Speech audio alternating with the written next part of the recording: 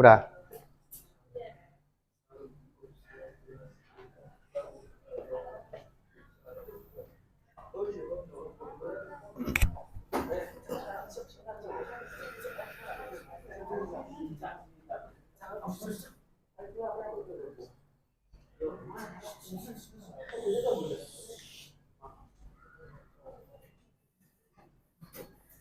Selamat pagi, salam sejahtera, Om Swastiastu, Namo Buddhaya, salam kebajikan, Rahayu, Rahayu, Rahayu. Assalamualaikum warahmatullahi wabarakatuh. Oke, gimana kabarnya hari ini anak-anak? Baik, syukur alhamdulillah. Bisa belum saya mulai, Mas, boleh minta tolong topinya lepas ya? Ya, makasih. Kemudian dilihat kolong mejanya, mungkin kalau ada sampah, di bawahnya mungkin ada sampah. Sudah semua? Sudah.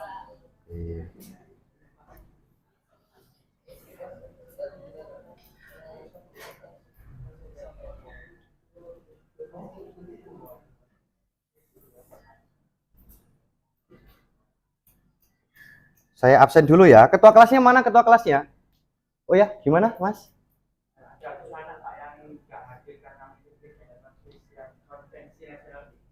Oh, 7 anak.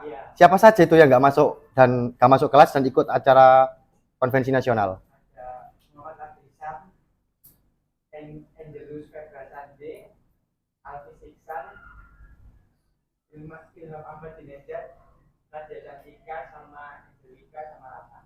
Surat tugasnya ada?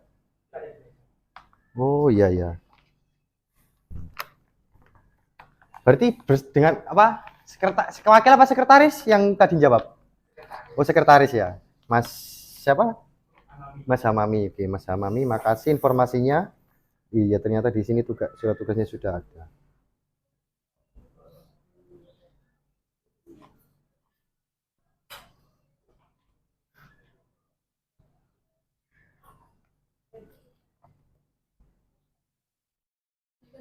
Mas Hamami boleh memimpin doa sebelum pelajaran kita mulai, Mas Hamami? Sebelum memulai pelajaran di pagi hari ini, marilah kita berdoa sesuai dengan keyakinan masing-masing. Berdoa di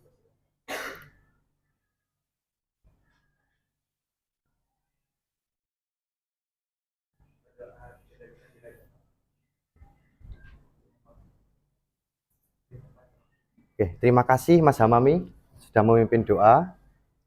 Dan selanjutnya, sebelum kita masuk ke materi, Bapak ingin membuat kesepakatan kelas buat anak-anak ya, agar perjalanan proses pembelajaran di kelas bisa berjalan dengan lancar. Oke, untuk kesepakatan kelas, mungkin Bapak awali dengan wajib mengerjakan tugas.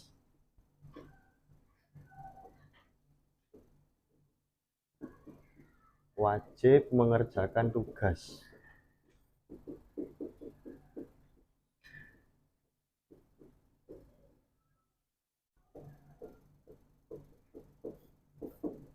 Mungkin ada dari anak-anak yang ingin menambahi? Berani berpendapat. Wih, mantap. Tepuk tangan. Kenapa? Kenapa?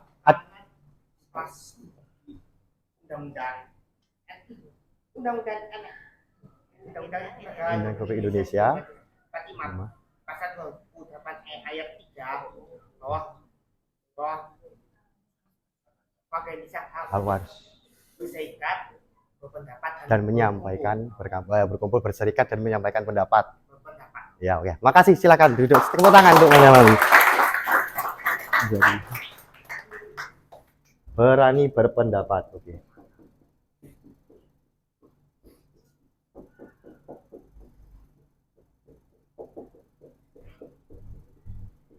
Ya, jadi Mas Yaki mengusulkan ini. Ada tambahan lain atau cukup?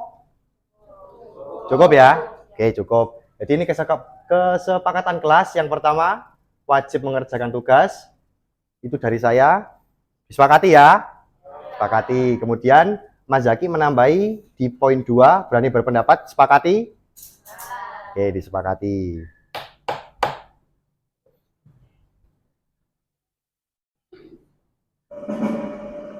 Oke, sebelumnya bisa berdiri dulu anak-anak, kita nyanyikan lagu nasional terlebih dahulu. Di yang semangat karena ini lagu nasional. Di sisi lain kebetulan juga di dalam mata pelajaran pendidikan Pancasila. Oke, jadi judulnya Bangun Pemuda-Pemudi. Silahkan dilihat di layar. Mohon maaf ya, saya hapus dulu. Jadi saya hanya menyediakan instrumennya saja. Jadi liriknya bisa dibaca secara seksama dan dalam waktu tempo yang sesingkat-singkatnya. Oke, dimulai.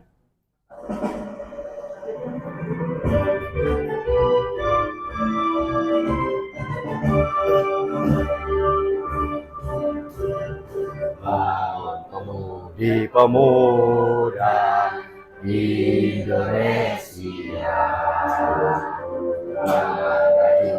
sing-singkan untuk negara, masa yang akan datang, kewajiban pulang menjadi tanggunganmu terhadap bangsa, menjadi tanggunganmu terhadap bangsa.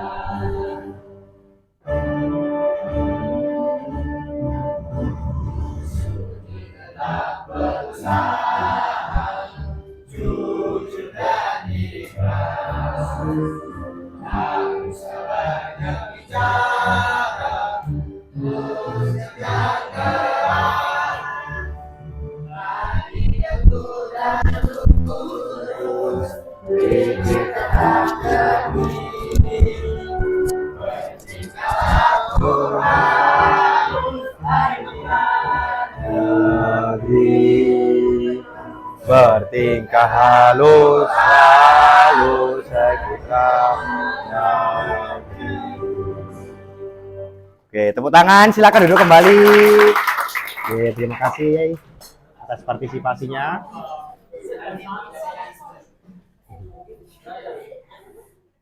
Oke, selanjutnya, nah ini, silakan anak-anak dimanfaatkan gadgetnya, tablet atau smartphone.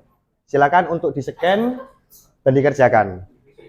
Jadi untuk yang sebelah kanan kita, ini silahkan kalian jawab semampu kalian. Yang sini, ini ya.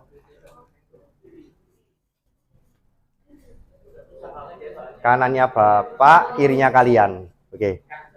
Udah masuk di websitenya? Ya, itu dikerjakan dulu. Yuk, dikerjakan sebisanya kalian.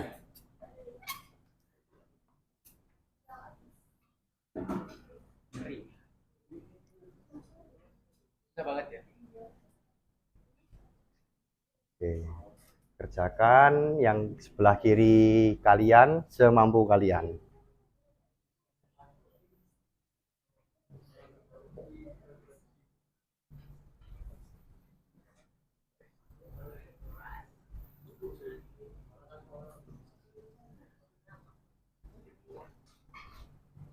Ya, kerjakan sebisanya ya.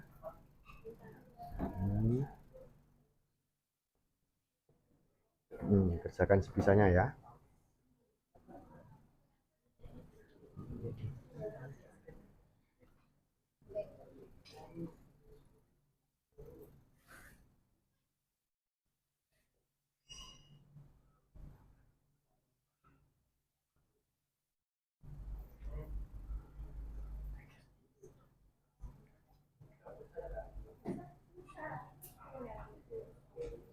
Sudah semuanya? Sudah ya? Oke. Berarti sekarang yang sebelah sini, sebelah kanannya kalian. Ya, yang sebelah kanannya.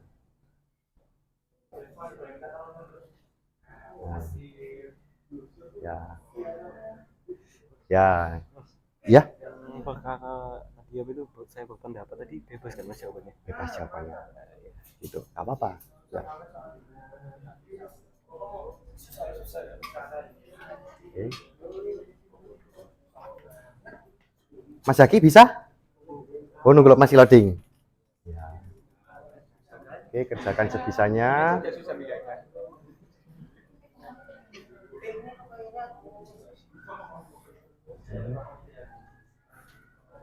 Hmm.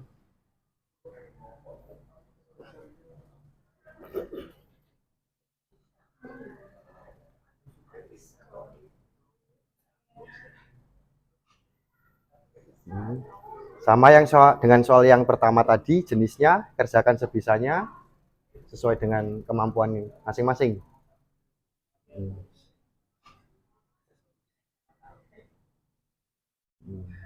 Nah, ini kayak gini gitu ya.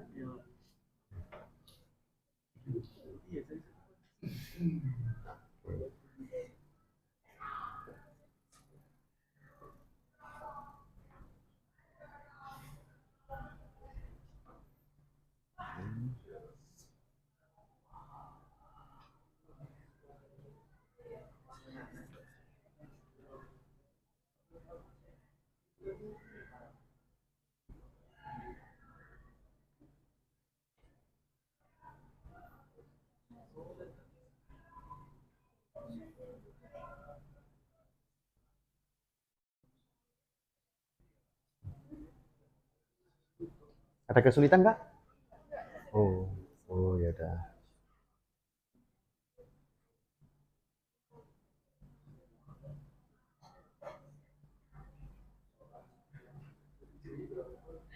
Duh, yang ini loh, yang ini ya, ya, ya, ya, ya gitu.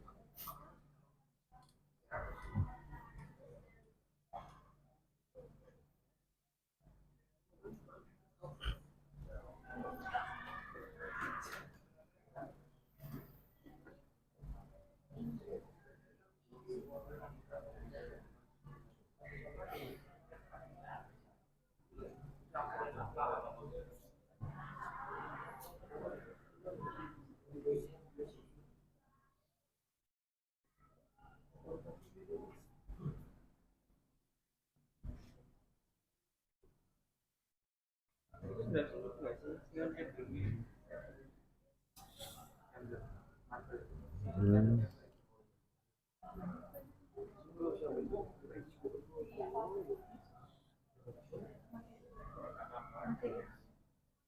Hmm.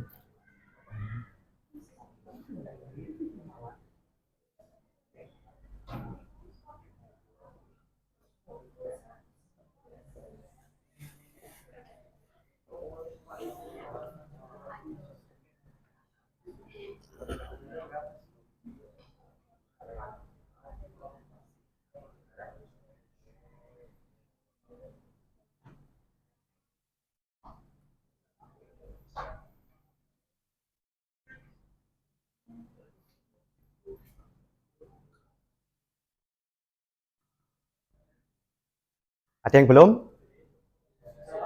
Sudah? Oh ya udah, ini sudah semua, oke. Berarti ketika sudah itu lanjut di, nah, karena tadi kalian sudah menjawab soal semampu kalian. Nah, ini Bapak ingin tahu pendapat kalian sekilas aja. Gitu ya. Ya, pertanyaannya coba yang di sebelah sini. Menurut kalian, kalian pernah nggak sih berada di suatu tempat dan tempat yang kamu singgah itu nggak ada aturan? Oke, dengan Mbak siapa? Mbak Emerald. Oke, gimana Mbak menurut Mbak Emerald?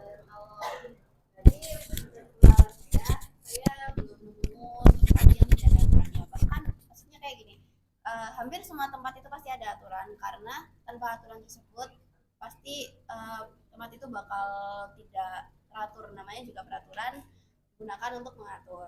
Bahkan di rumah kita sendiri pasti ada aturan walaupun tidak secara langsung atau tidak secara lisan disebutkan. Misal kayak ibu mencuci piring, adik belajar di rumah, dan lain-lain. Bahkan di sekolah pasti juga ada aturan. Makanya menurut saya kayaknya nggak ada tempat yang tidak ada aturannya.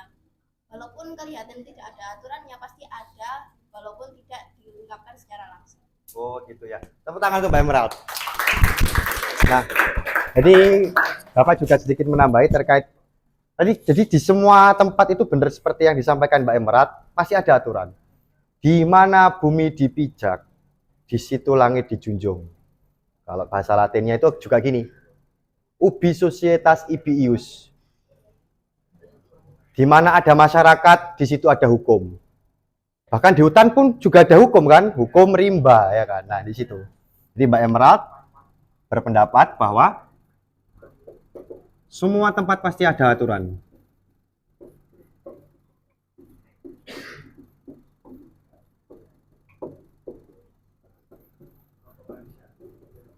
Tadi Mbak Emerald mencontohkan di mana tadi? Di rumah ya. Kalau di rumah tadi apa yang disampaikan Mbak Emerald kalau contoh aturan di rumah? Kamu yang ikut bantu juga gitu. Oh gitu ya. Oke, bantu orang tua.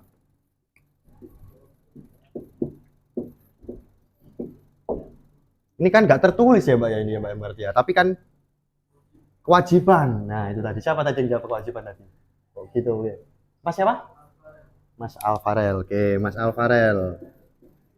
Jadi menambahkan, memperkuat pendapatnya Mbak Emerald bahwa anak atau kita sebagai anak membantu orang tua merupakan suatu apa Mas? Kewajiban. Oke. Tepuk tangan untuk Mbak Emerald dan Mas Alfarel. Oke, mantap. Oke. Oke, tadi pertanyaan pertama sudah selesai. Coba Bapak juga ingin tahu pendapatnya kalian yang soal kedua. Karena tadi kalau nggak salah ini ada di diagnostik kognitif kan ya tadi ya. Iya kan? Nah, ini saya pengen tahu jawabannya kalian nih. Apa yang keluar di pikiran kalian sekilas? Sekilas aja. Ketika mendengar istilah konstitusi atau undang-undang dasar. Oke, dengan Mbak siapa? Mbak Alia. Gimana Mbak Al?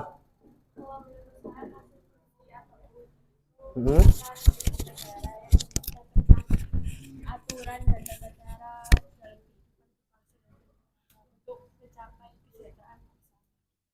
Mas, yang pojok dengar nggak? Yang disampaikan Mbak kurang ya?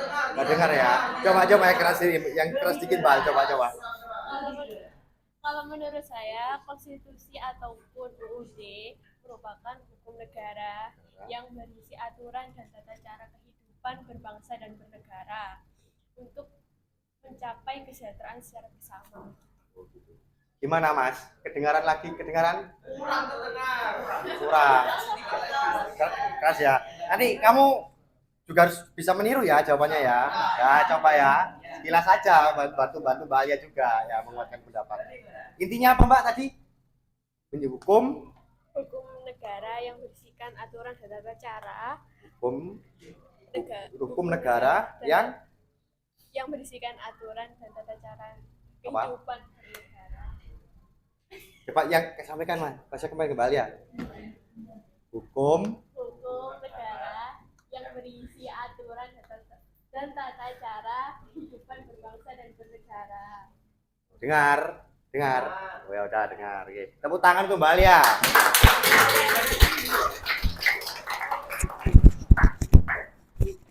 Kemudian tadi Mbak Alia menyampaikan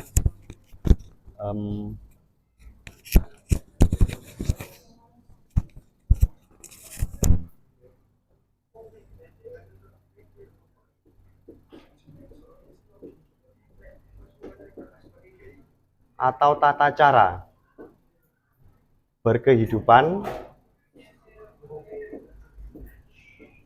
berbangsa dan bernegara.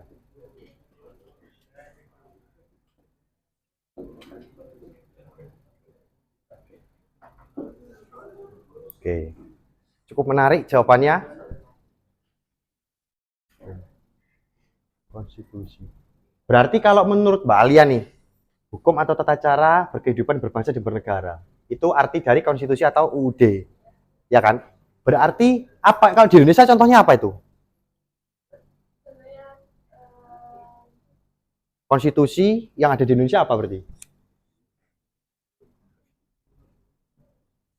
Apa Mbak Alia? Ini loh. UUD 1945. Oke, contohnya seperti itu ya. UUD 1945. Oke. Jadi lanjut. Pertanyaannya sudah. Oke, nah jadi ini yang akan kita bahas anak-anak. Terutama yang ada di mata pelajaran Bapak Pendidikan Pancasila. Kemudian judulnya itu, oh maaf, masih ada coretannya. Jadi ini.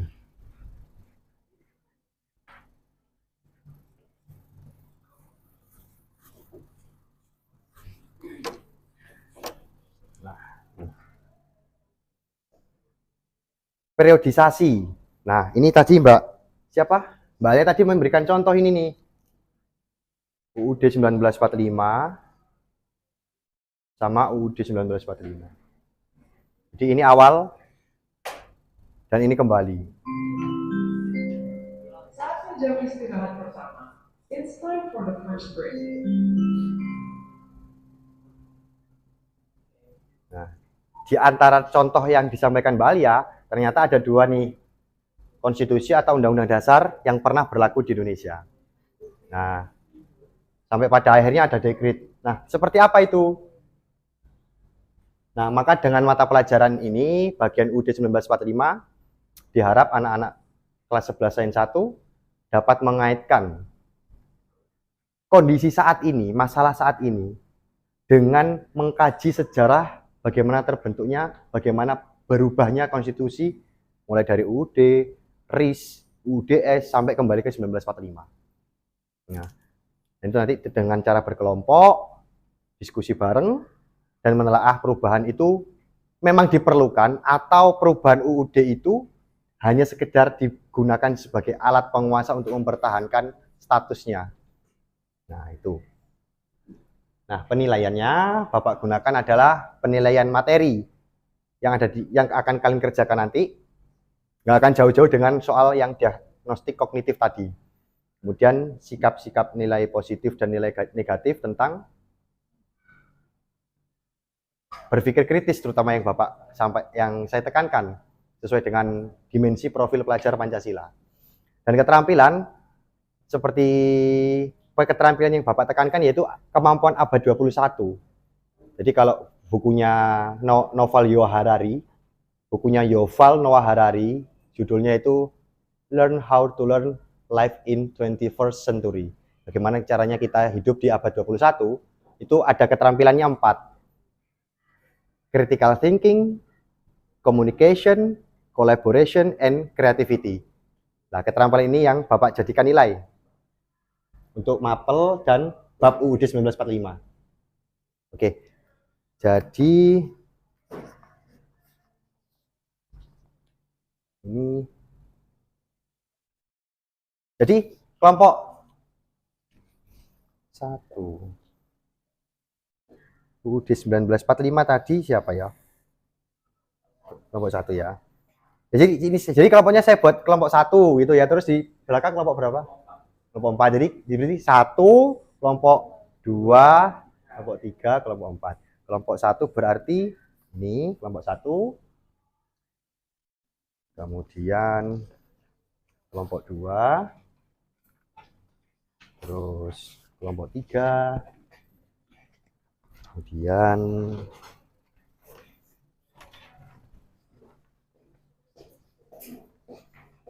ini kelompok 4.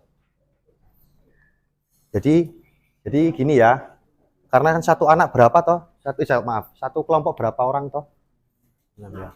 Nah, itu nggak ada 7 ya. Nah, jadi satu kelompok harus mengumpulkan 2 karya itu ya, tekstual sama infografis. Jadi dibagi 3, yang setengahnya yang buat infografis, setengahnya ini buat teksnya. Ya. Ya, itu ya. Itu teksnya, merangkum secara teks ini teksnya. Ya. Nah, itu. Penilaiannya ada di situ. Oke. Itu tugas kelompok.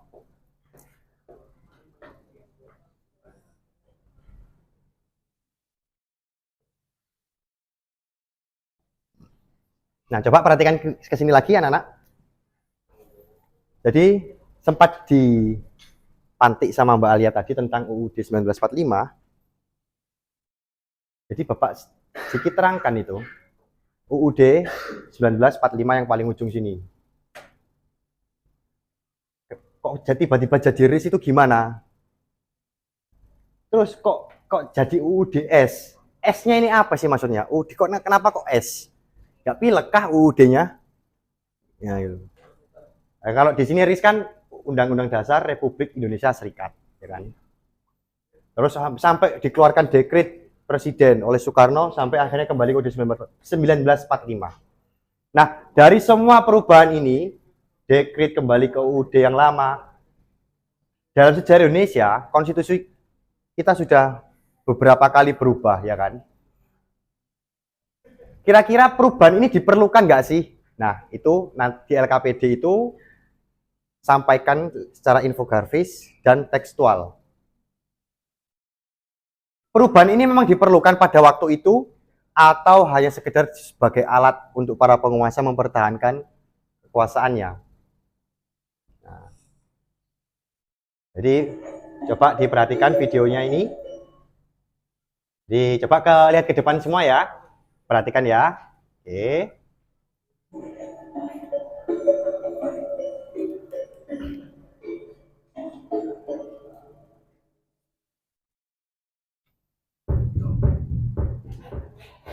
Setelah disahkan pada 18 Agustus 1945, UUD 1945 memang mengalami pasang surut, baik dalam pelaksanaannya maupun terkait perubahan-perubahan yang terjadi di dalamnya.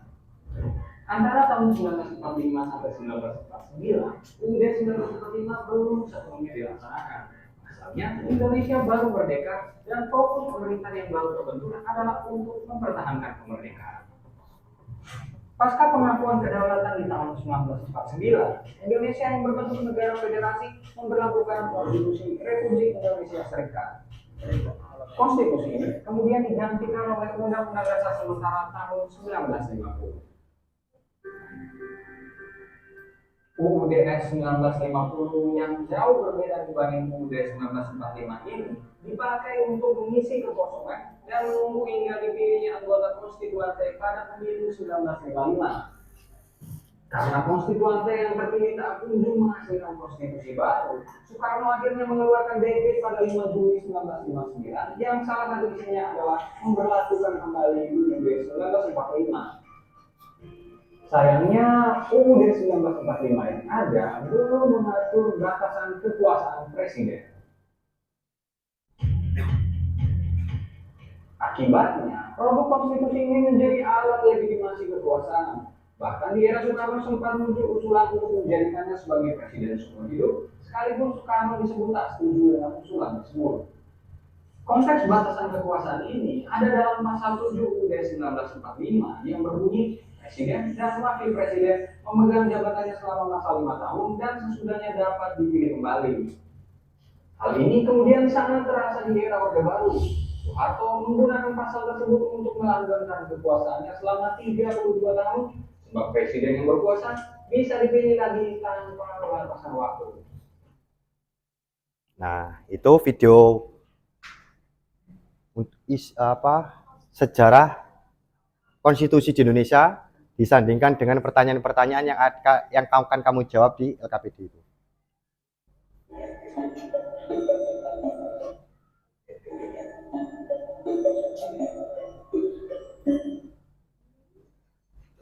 Oke, jadi tema pembelajaran hari ini, periodisasi UUD di Indonesia sebenarnya untuk siapa sih?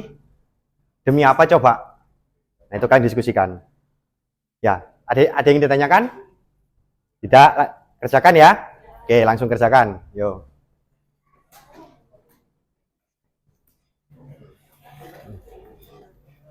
jadi presentasi ini kemudian teksnya kamu bawa ya. Iya, iya dibawa ya. Lengkapi, jangan lupa anggotanya ya. Anggotanya jangan lupa.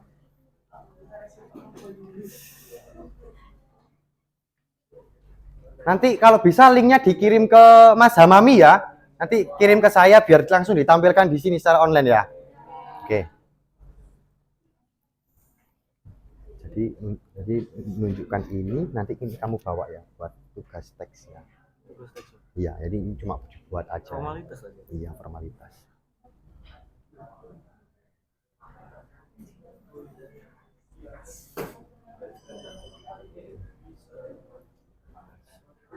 Jangan lupa nama anggotanya diisi ya.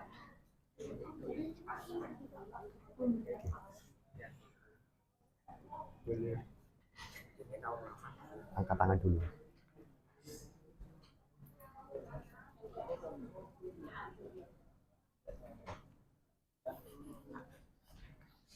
Ya, kenapa? Oh ya, silakan.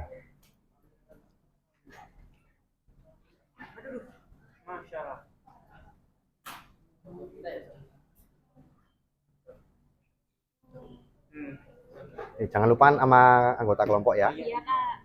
Terus ini nanti dipresentasikan ya. Ini nanti dibawa di depan supaya tanggap sebagai bukti tugas teks.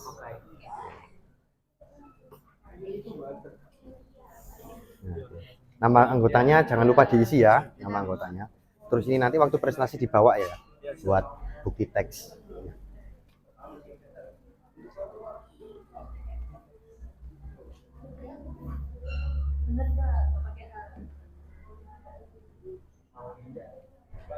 Ya, ya silakan.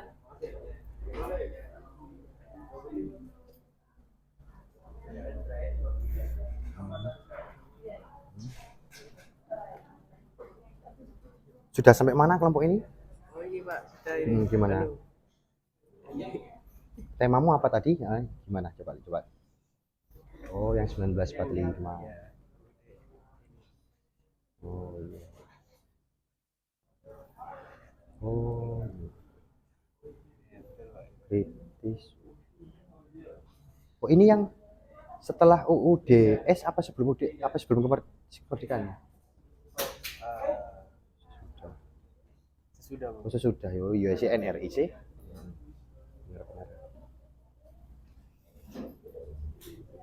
Oh, mau kamu sebutkan berapa ini? Kamu sebutkan berapa? 4. Oh, 4. Oh, iya. Oke, lanjutkan Mas, bagus. ya, siap. Nah, coba. Ya. Ini teksnya ada kesulitan nggak? Yang teks ada kesulitan? Enggak ya? Oh iya. Berarti kamu samakan dengan yang di infografis ya? Oh iya, lanjutkan.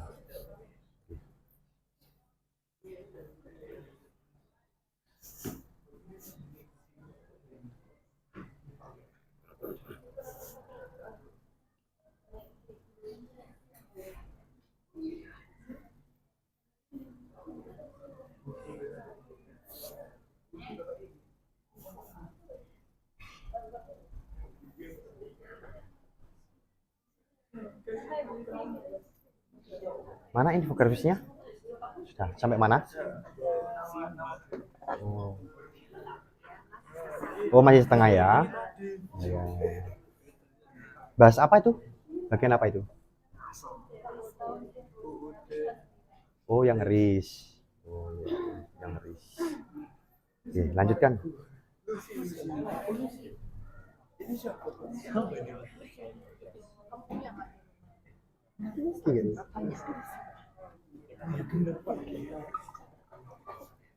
Ya, oh ya, jadi gini ya.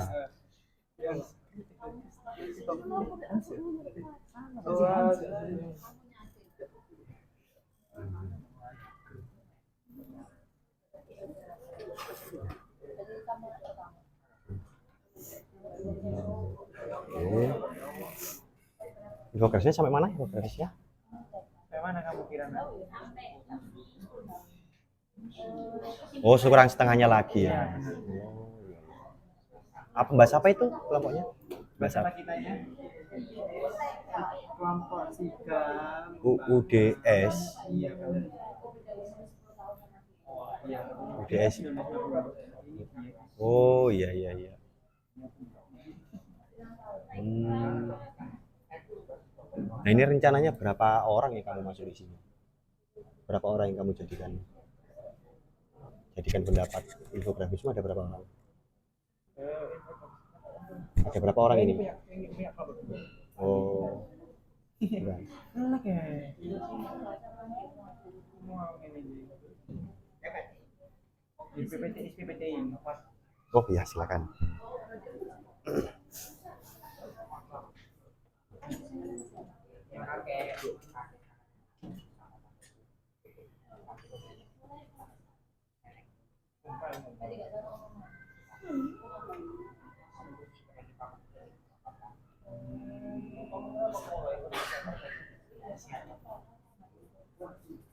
Oh, bagus ya gitu dibagi. Ini infografis, ini yang teks. Nah, terus lanjutkan.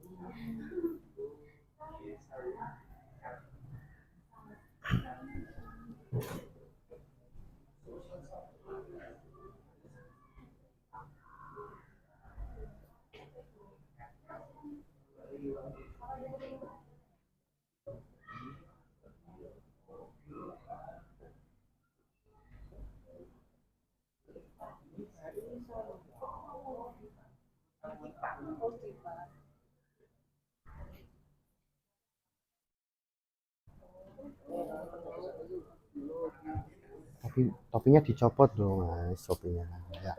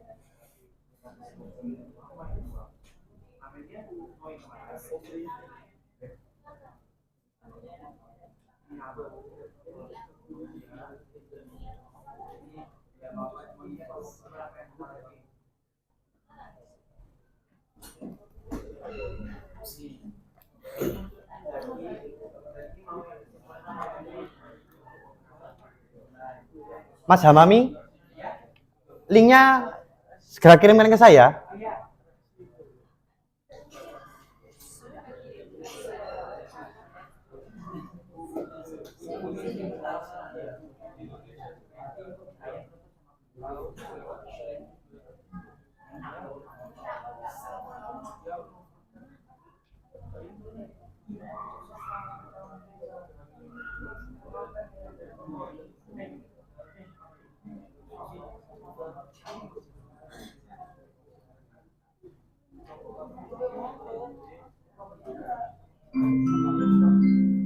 Saatnya jam 5 dimulai. It's time to begin the 5 lesson.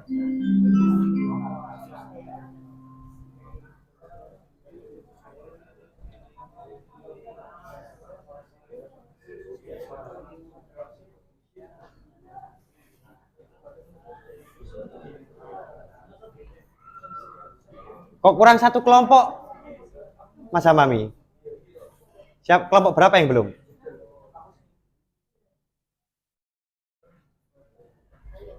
Oh, ini ya, udah baru kirim. Ya, makasih ya Mas Hamami. Oke, dari kelompok 1, 2, 3, 4. Sebelum presentasi, kita ice breaking terlebih dahulu ya. Oke.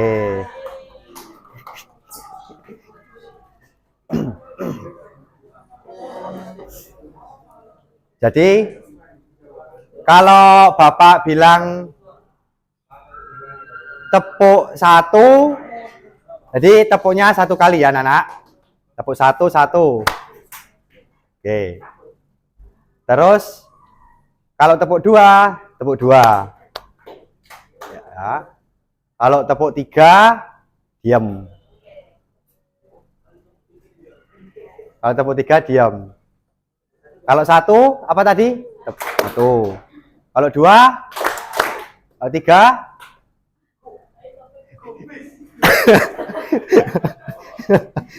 oke, jadi coba ya. Coba semua menghadap ke depan. Menghadap ke depan semua. 1, 3. Ya, tenang, santai, relax, enjoy. Yo, lagi ya. 3, 2, 3, 1, 3, 2. Nah, sekarang balik. Kodenya balik. Sekarang balik ya. Kalau saya bilang tepuk 1, berarti diam. Ya. Kalau saya bilang 2, tepuk 1.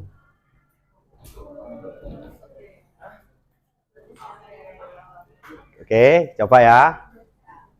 Tepuk 1. Tepuk 2. Sekarang normal yang awal. Normal ya, normal. 1,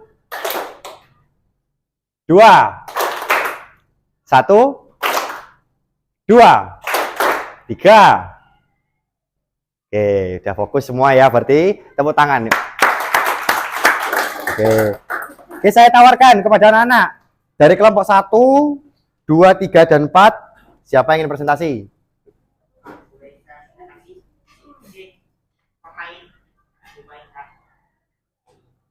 Gimana? Batu. Oh, Pimpa, perwakilan kelompok gitu ya. Ayo, perwakilan kelompok, ayo. Ya, siapa yang mewakili kelompok 1? Kelompok 2, kelompok 3, kelompok 4. Ayo, maju ke depan sini. Yuk, kelompok berapa, Mas? Yo, Pimpal, lihat dulu. Yo, Mbak. Yo. Yo, 4 sudah kumpul. Yuk, dimulai. Yuk, silakan. Oh ya, silakan.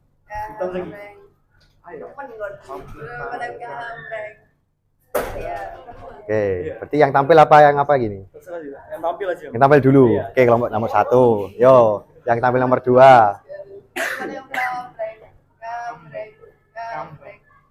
Berarti tampil nomor 2. Ayo, yang 2.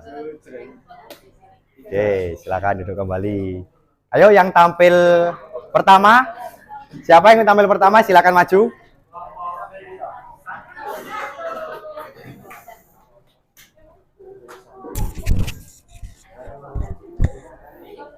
Kelompok berapa berarti yang maju? Kelompok 1. Coba kita lihat kelompok 1. Oh, ini berarti.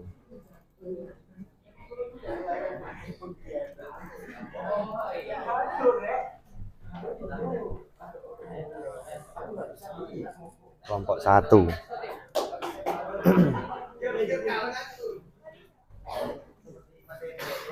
Oke, kelompok 1.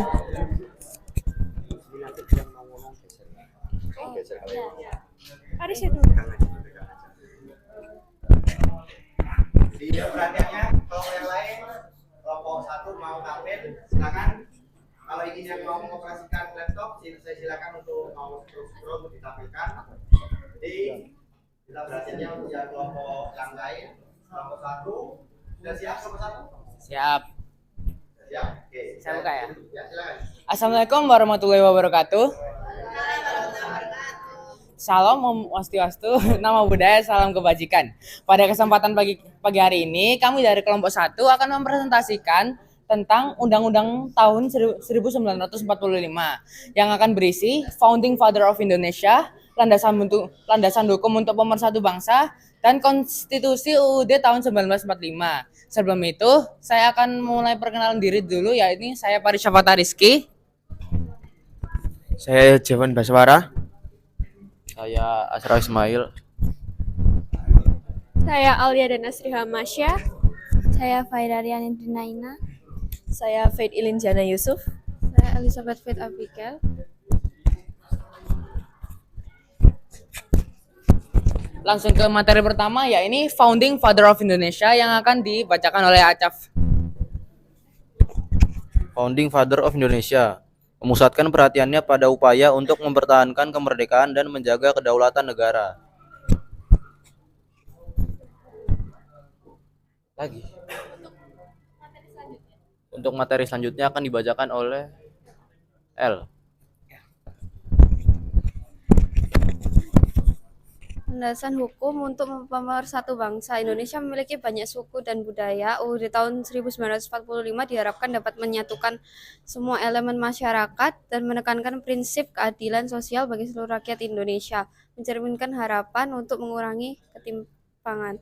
Selanjutnya, Konstitusi UUD tahun 1945 akan dibacakan oleh Naina.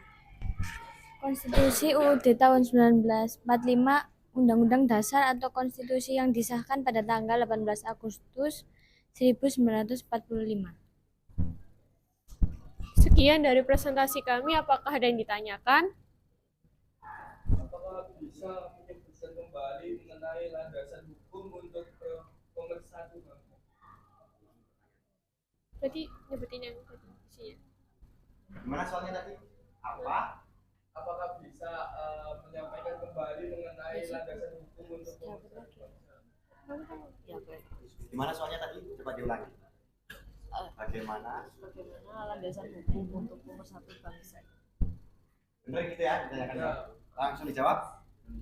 Indonesia memiliki banyak suku dan budaya. Undang-Undang tahun 1945 diharapkan dapat menyatukan semua elemen masyarakat dan menekankan prinsip keadilan sosial bagi seluruh rakyat Indonesia, mencerminkan harapan untuk mengurangi ketimpangan. Ya, tepuk tangan untuk kelompok 1. Sekian dari presentasi kami. Sekian dari presentasi kami. Wassalamualaikum warahmatullahi wabarakatuh. Terima kasih untuk kelompok 1. Dan selanjutnya yang tampil kedua kelompok berapa?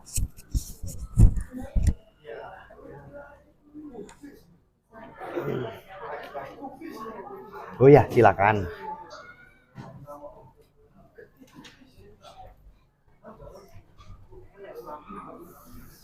Kelompok berapa ini? Kelompok 3. Oke. Kelompok 3.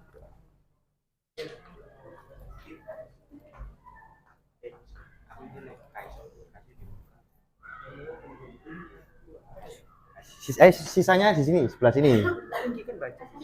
Sisanya sebelah sini. Mencar ya, mencar biar rata.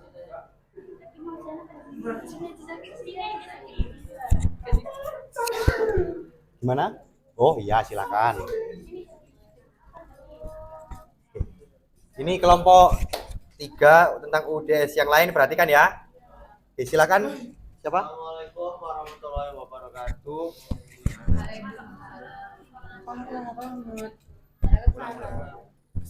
Assalamualaikum warahmatullahi wabarakatuh. Perkenalkan, kita dari kelompok 3 yang bertemakan UUDS. Yang pertama-tama kita akan perkenalkan diri kita. Saya Imad Ibrahim Putra Tanah, saya dari absen 19. Saya Muhammad Azhar Hamamira Senjani, absen 24. Saya Samudra Bagas Asmoro, absen 35. Nama saya Pati Pasaki Wicaksana, absen 30.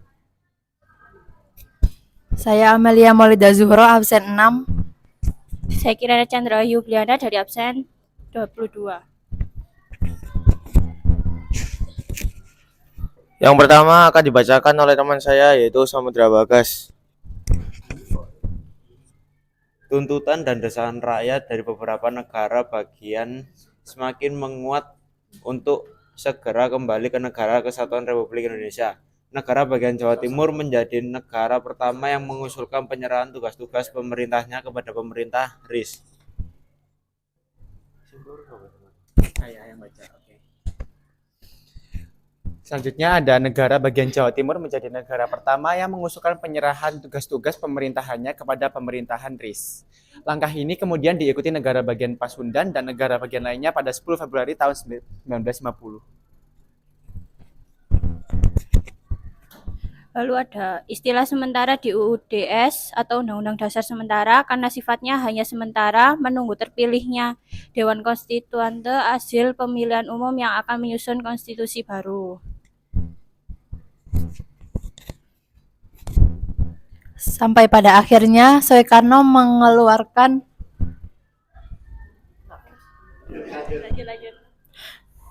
Dekret Presiden 5 Juli 1959. Yang pertama, membubarkan Badan Konstituante. Yang kedua, menetapkan berlakunya kembali UUD 1945 dan tidak berlakunya UUDS 1950. Dan yang terakhir, pembentukan MPRS dan DPAS. Kesimpulan, perubahan konstitusi bisa dilihat dari dua perspektif sebagai angka positif menuju penyatuan dan stabilitas, namun juga bisa diinterpretasikan sebagai upaya untuk mempertahankan kekuasaan oleh elit politik seperti wacana Soekarno menjadi presiden abadi atau seumur hidup.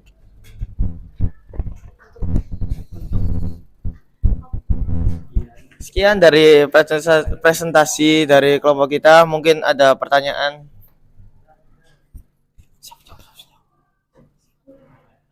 Baik, silakan mungkin ada ditanyakan anak-anak.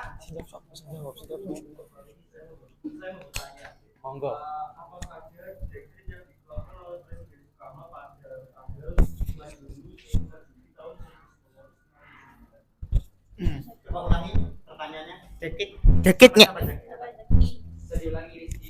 Apa saja dekret yang dikeluarkan oleh Presiden Soekarno pada tanggal 9 Juli tahun 1999? Coba kalau yang maju ulangi soalnya. Apa isi Dekret Soekarno apa? Pada 5 Juli 1959. Jam langsung apa? Ya, jawab langsung. Yang pertama adalah membubarkan Badan Konstituante. Yang kedua, menetapkan berlakunya kembali Undang-Undang Dasar 1945 dan tidak berlakunya Undang-Undang Dasar sementara 1950. Yang ketiga, pembentukan MPRS dan DPAS.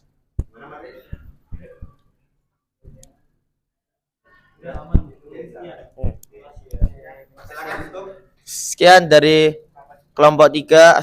Wassalamualaikum warahmatullahi wabarakatuh. Terima kasih. Oke, selanjutnya berarti kelompok berapa? Kelompok 2. Oke, silakan.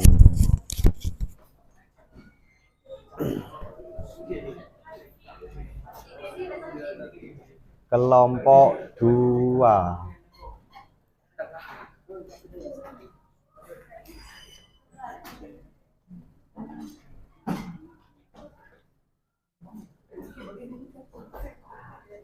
Oke, kelompok 2. Siapa yang mau ngawali? Oke, untuk kelompok yang lain silakan diperhatikan untuk yang berada di depan, terutama kelompok 2 bagian garis. Silakan dimulai kelompok 2. Baik, Assalamualaikum warahmatullahi wabarakatuh. Hari ini kami dari kelompok 2 akan mempresentasikan UUD RIS tahun 1949. Yang terdiri dari member kali ini adalah saya, Mra Alfama, yang absen 15. Saya Alvarel Surya Pradana, absen 3. Saya Akmal Rasyad Nadif Alevi, absen 2. Saya Mutiara Asmi dari absen 27. Saya Sibi Anastasia, absen 35. Saya Marenata, absen 23. Saya Sabrina Radianti Amirta, absen 33.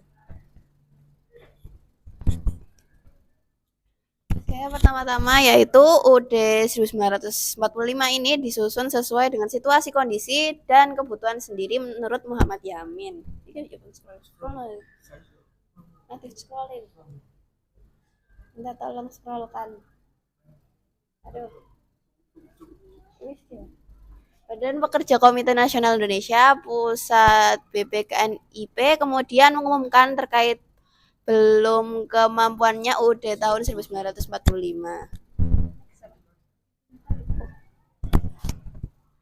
Jadi dalam pidatonya Soekarno mengatakan sifat sementara UUD 1945 karena didasari kurang lengkap dan kurang sempurnanya UUD yang bersifat sementara atau dalam istilah yang digunakan Soekarno ini adalah Undang-Undang Dasar Kilat atau Revolutie Grounded.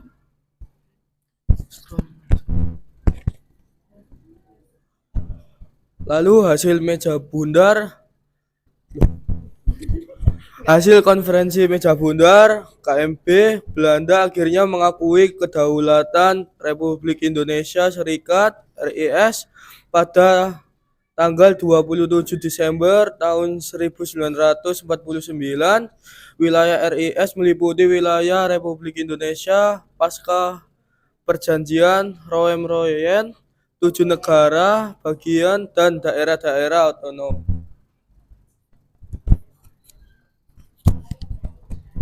Pemberian status Republik Indonesia Serikat yaitu RIS UUD RIS 1949 diadopsi setelah konferensi meja bundar yang menandai pengakuan internasional terhadap kedaulatan Indonesia. Ini menjadi langkah penting untuk mengatur hubungan antara daerah pusat. Perubahan ini juga dipengaruhi oleh situasi politik pasca Perang Dunia II dan keinginan untuk membentuk pemerintahan yang lebih stabil dan terorganisir. Lalu adaptasi terhadap realitasnya adalah perubahan konstitusi dari UUD 1945 ke UUD RIS 1949 adalah kebutuhan untuk menyesuaikan diri dengan situasi politik dan sosial yang baru pasca kemerdekaan.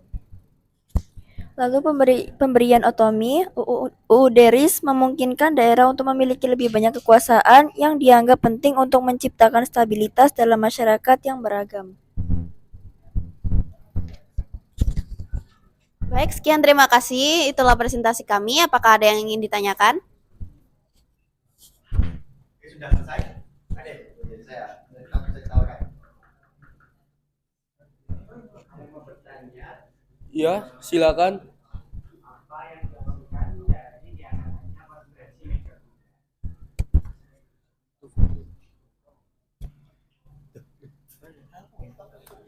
Hasil dari konferensi meja bundar, Belanda akhirnya mengakui kedaulatan Republik Indonesia Serikat pada tanggal 27 Desember tahun 1949.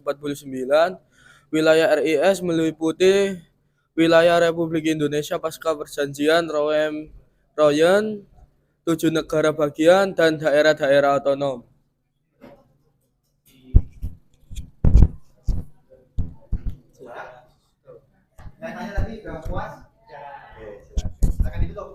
Oke, sekian dari presentasi kami. Maaf bila ada kesalahan. Wassalamualaikum warahmatullahi wabarakatuh. Tepuk tangan untuk kelompok 2.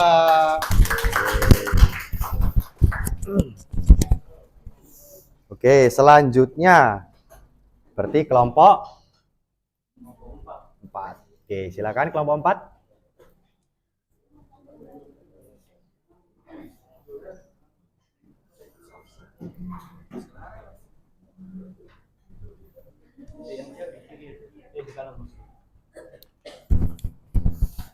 Yuk dibagi yang rata.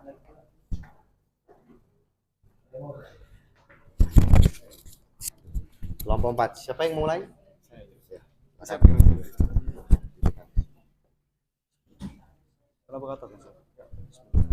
Silakan dimulai. Assalamualaikum warahmatullahi wabarakatuh.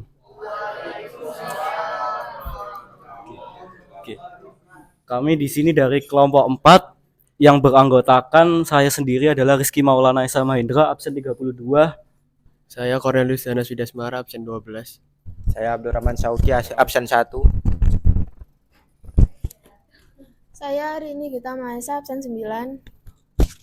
Saya Sofia Victoria, absen 36. Saya Chelsea Tia Vanessa, absen 11.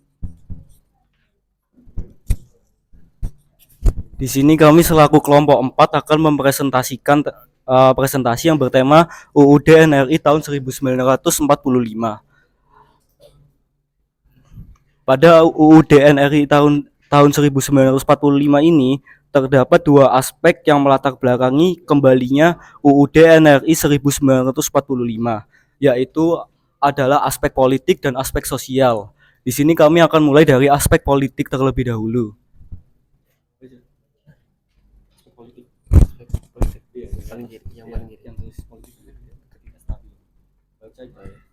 Krisis politik dan ketidakstabilan. Dalam waktu singkat, Indonesia mengalami pergantian kabinet hingga lebih dari 10 kali. Dalam periode 1950 sampai 1955, misalnya kabinet pertama yang dipimpin oleh Muhammad Natsir pada tahun 1950 hanya bertahan sekitar 8 bulan sebelum digantikan oleh kabinet selanjutnya.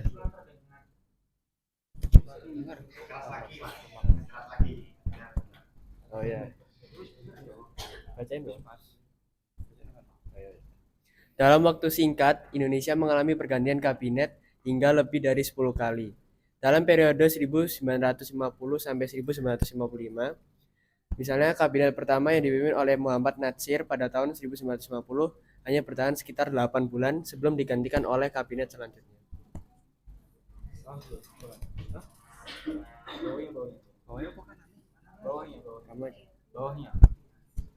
Kembalinya kekuasaan eksekutif.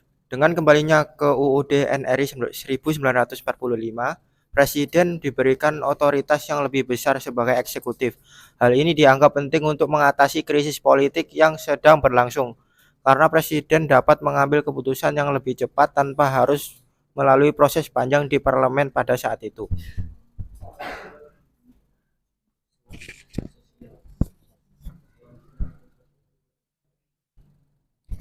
Selanjutnya aspek sosial, ketidakpuasan masyarakat.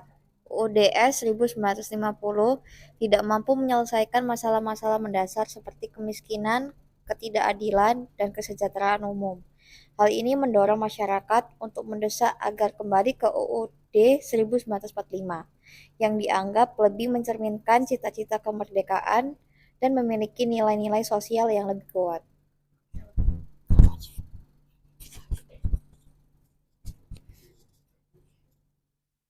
Kebangkitan nasionalisme. Perayaan kemerdekaan Indonesia pada 17 Agustus seringkali digunakan sebagai momen untuk menegaskan kembali komitmen terhadap nilai-nilai nasionalisme. Acara-acara tersebut melibatkan masyarakat luas dan menjadi ajang untuk menyebarluaskan semangat persatuan.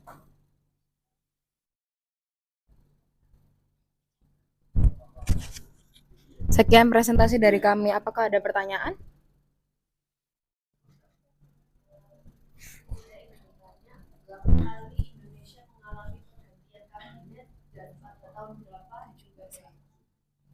Pak, ulangi pertanyaan yang disampaikan tadi. Berapa kali Indonesia mengalami pergantian kabinet dan pada tahun berapa?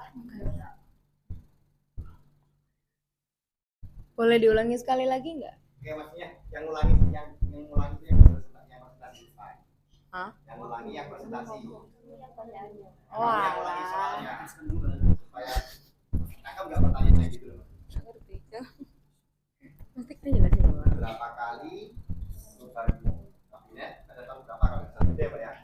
Coba ulangi yang presentasi.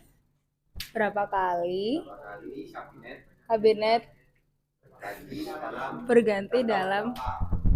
nah itu Apa? Jawab langsung apa masih nunggu terus? 10 kali VV dalam periode 1950 sampai 1955. Ya.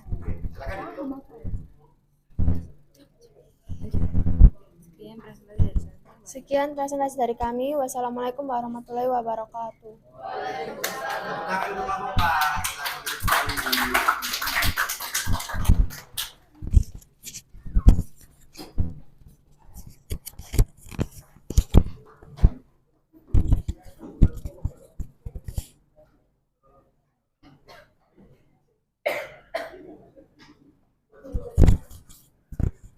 Oke, jadi semuanya sudah tampil 4 kelompok, infografisnya cukup menarik menurut Bapak. Kemudian dari segi materinya pun bisa meringkas semua yang ada di buku, bahkan yang di video pun ada yang masih mengutip juga. Kemudian pembagian menyampaikan pendapat di masing-masing kelompok cukup merata, nggak ada yang nggak ngomong. Kreatif infografisnya. Kemudian oke.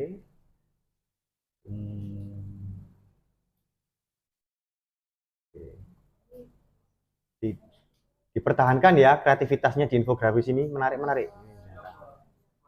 Bagus. Nah, jadi ini secara nggak langsung kalian merangkum periodisasi UUD atau konstitusi yang ada di Indonesia yang diganti 4 gitu. Jadi disinilah pentingnya aturan atau norma.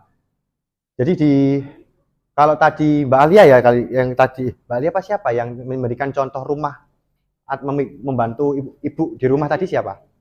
Oh, Mbak Emerald. Nah itu kalau aturan di rumah, itu kan. Kalau biasanya itu norma. Nah, negara ini aturannya apa? UUD atau konstitusi gitu. Jadi istilah lain dari UUD atau konstitusi yang ada di Indonesia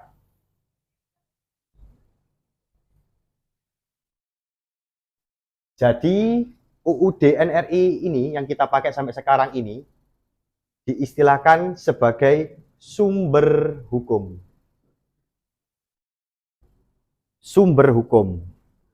Nah, kalau elemen kemarin apa? Pancasila kan yang kita bahas. Nah, kalau Pancasila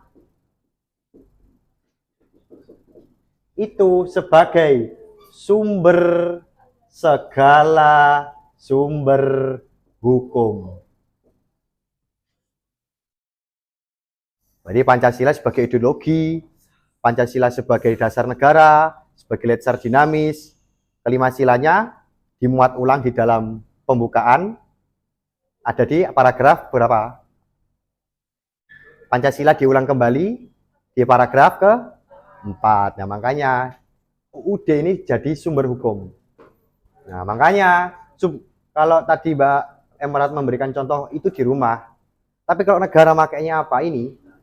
UUD atau konstitusi sebagai sumber hukum. Mbak lihat tadi itu di situ.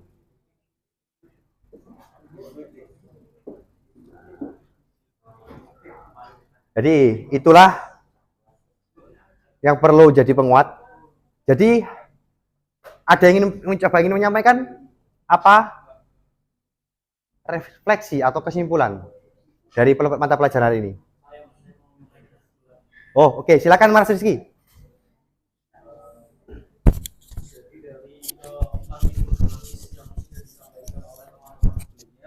Saya mendapatkan suatu poin kesimpulan. Sebentar. Mas coba dengarkan sebentar ya. Yuk.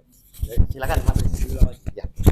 Jadi dari keempat infografis yang sudah disampaikan oleh teman-teman sebelumnya, saya mendapatkan suatu poin kesimpulan, yaitu perjalanan konstitusi Indonesia dimulai dengan UUD 1945 sebagai dasar negara kesatuan. Pada 1949, UUD RIS memperkenalkan sistem federal, namun digantikan oleh UUDS 1950 dengan sistem parlementer. Melalui Dekret Presiden 1959, UUD 1945 kembali diberlakukan dan menjadi konstitusi hingga sekarang sebagai UUD NRI 1945.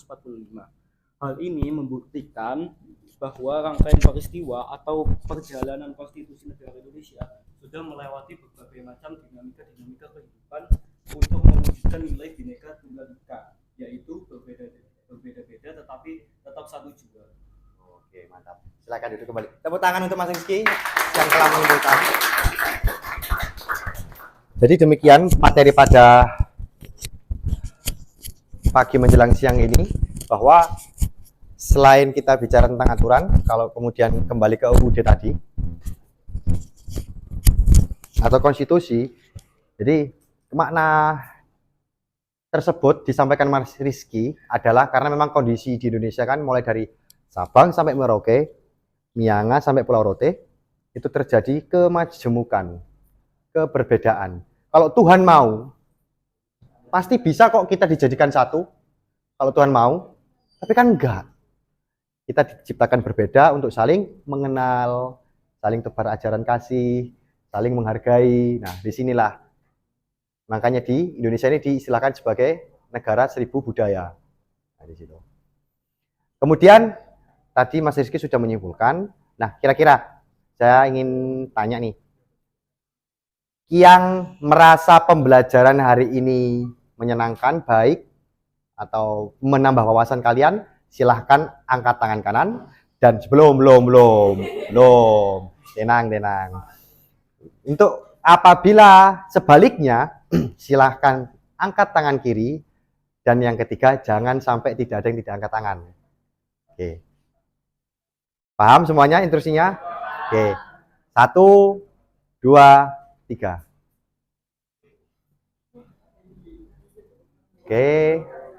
Oke, silakan diturunkan kembali. Terima kasih.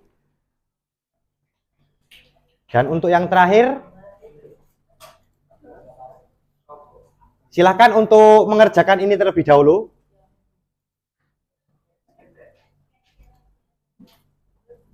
Silakan, ini di-scan dulu sebentar. Ini saya hapus dulu.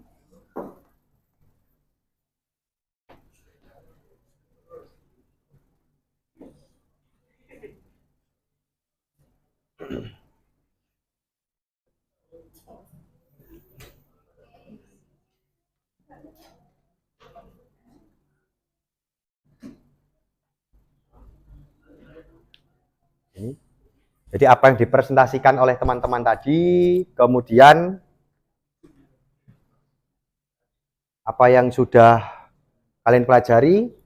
Nah, ini Bapak ingin tahu kemampuan anak-anak kelas 11 1. Ini sudah sampai mana? Nah, ini akan menjadi tugas individu juga ini. Karena tadi sudah berkelompok.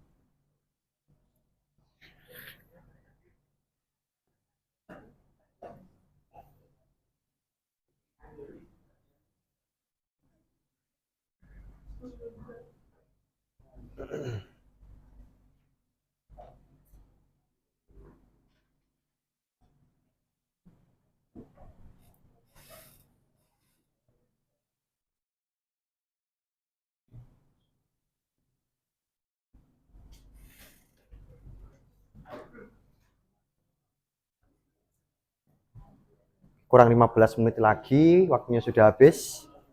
Jadi kalau bisa selesai 10 menit.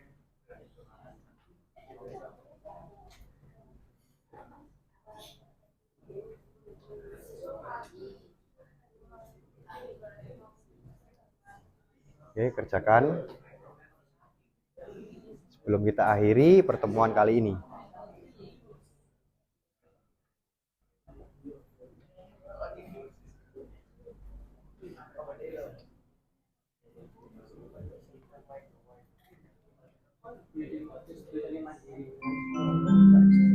Saatnya jam ke-6 dimulai. It's time to begin the sixth lesson.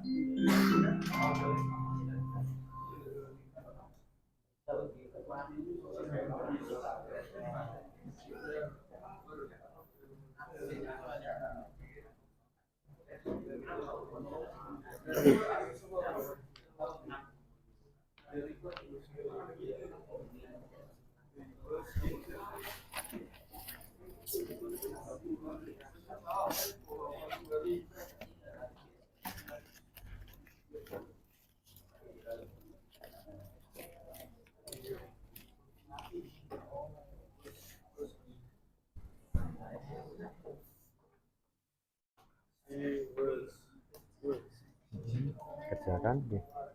Jadi saya pinjam pulpen hitam nih.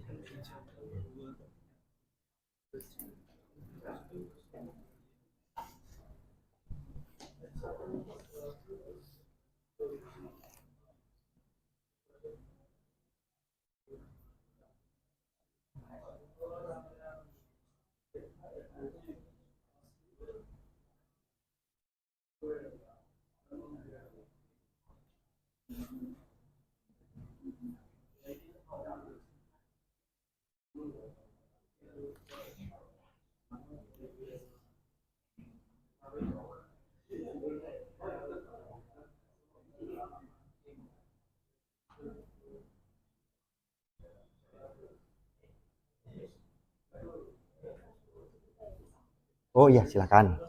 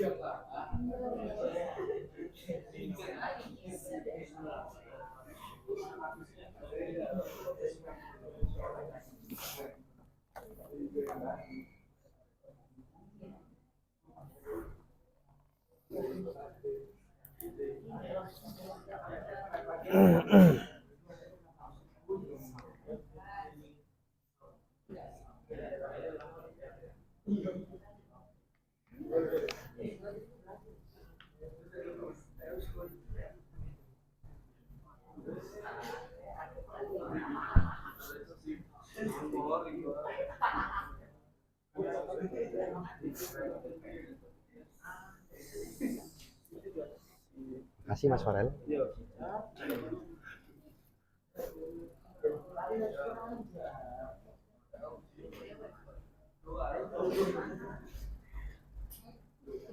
Kurang 10 menit lagi selesai, berarti 5 menit lagi harus selesai.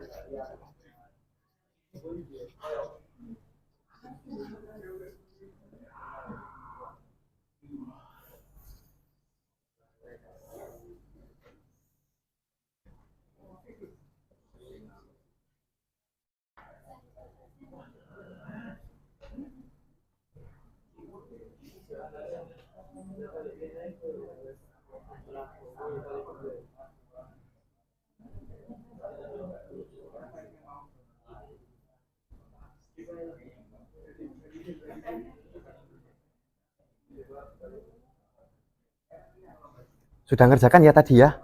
Oh sudah. Banyak apa? Siapa namanya? Mbak Mutiara sudah tadi? Oh sudah. Silakan duduk.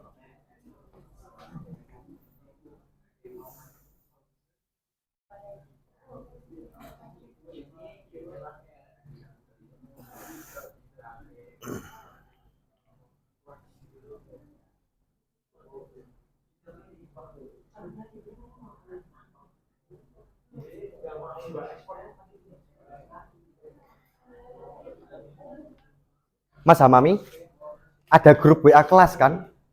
Ada ya. Jadi ini nanti teman-teman yang nggak masuk, saya minta tolong untuk share link ini ya.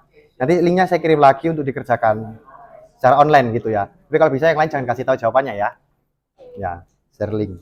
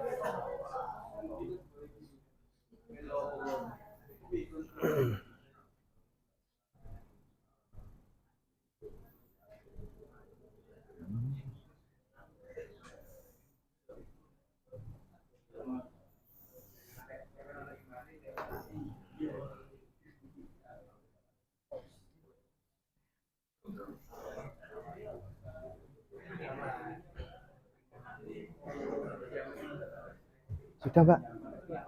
Sudah. Sudah selesai?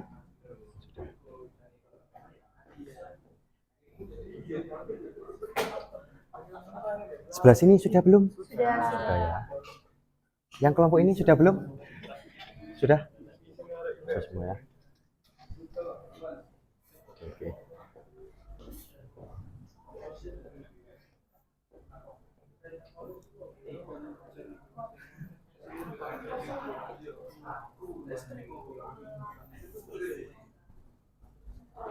Oke, sudah selesai semuanya, anak-anak? Oke, sudah. Jadi ini pertemuan terakhir, maksud saya pertemuan pada bab periodisasi UUD di Indonesia. Nah, maka pertemuan mendatang kita akan membahas lebih rincinya lagi di UUD 1945 atau yang UUD NRI 1945, terutama membahas tentang amandemen-amandemennya. Halo? Nah, jadi pertemuan mendatang bahas amandemen. Jadi ini sudah tuntas dengan ditandai berakhirnya pengerjaan kalian tadi. Jadi ini amandemen tahun 1999, nanti belum dan seterusnya. Gitu. Nah, itu untuk pertemuan mendatang.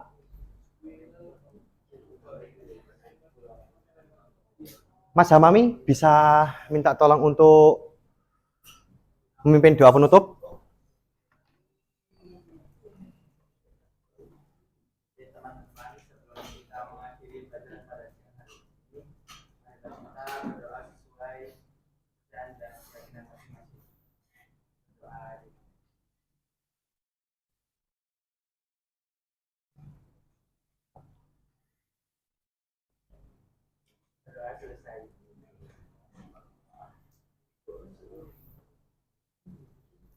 Baik, terima kasih Mas Hamami. Nanti pesan saya itu tadi ya, teman-teman yang nggak masuk, saya minta tolong dari Mas Hamami untuk mengirimkan link tadi. Ya, nanti saya WA lagi nanti Mas Hamami ya. Kemudian selanjutnya sudah doa, kemudian penutup motivasi. Mungkin dari anak-anak ada yang ditanyakan? Ada yang ditanyakan anak-anak? Cukup ya, cukup paham semua ya? Oke. Bentar.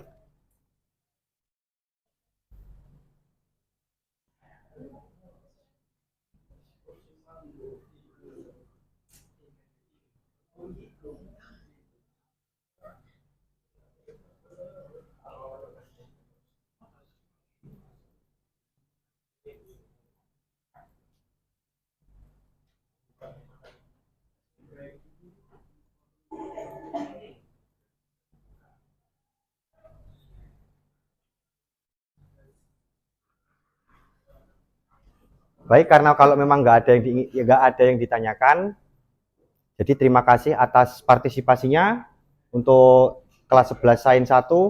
Saya sangat terbantu dan saya pribadi pun sangat juga belajar dari beberapa hal yang kalian sampaikan di infografis itu tadi. Terutama ada beberapa hal yang menjadi inspirasi seperti Mas Alfarel tadi yang berpendapat, Mas Emerald, kemudian Mbak Alia, kemudian Mas Zaki, kemudian Mas Rizky tadi. Nah, saya harap nanti, pertemuan mendatang juga teman-teman bisa mencoba hal yang sama seperti teman-teman yang sudah berpendapat tadi ya. Kemudian, dan yang selanjutnya itu setelah partisipasinya bagus, nilainya nanti saya analisis terlebih dahulu. Kemudian makna dari konstitusi perubahan itu ada di sini. Setiap orang tua kita merupakan generasi terbaik di masanya. Dan kita merupakan generasi yang akan datang, yang ditempa hari ini. Maka dari itu, yakini apa yang kita alami ini adalah suatu proses dan nikmati. Dan jangan lupa untuk meninggikan etika, adab, karena itu tadi, di mana bumi dipijak, di situ langit dijunjung, di mana ada masyarakat, di situ ada hukum. Apapun yang kamu alami, kamu jadikan suatu kenikmatan tersendiri. Gitu ya. Kurang 2 menit lagi. Doa penutup, motivasi, sudah. Oke. Dan yang terakhir dari saya, jadilah orang yang ketidakhadirannya dinanti dan ketiadaannya dirindukan. Semata-mata itu kamu menjadi orang yang bermanfaat. Walaupun tidak bisa menjadi, walaupun kita tidak bisa membantu, kita bisa memberikan sebagian harta. Kalau kita nggak bisa memberikan sebagian harta, kita bisa mendoakan yang terbaik. Gitu. Yakinkan dengan iman, sampaikan dengan ilmu, sampaikan semata-mata untuk amal kita, mengabdikan diri kepada Tuhan. Saya akhiri. Selamat siang anak-anak. Saya akhiri. Wassalamualaikum warahmatullahi wabarakatuh.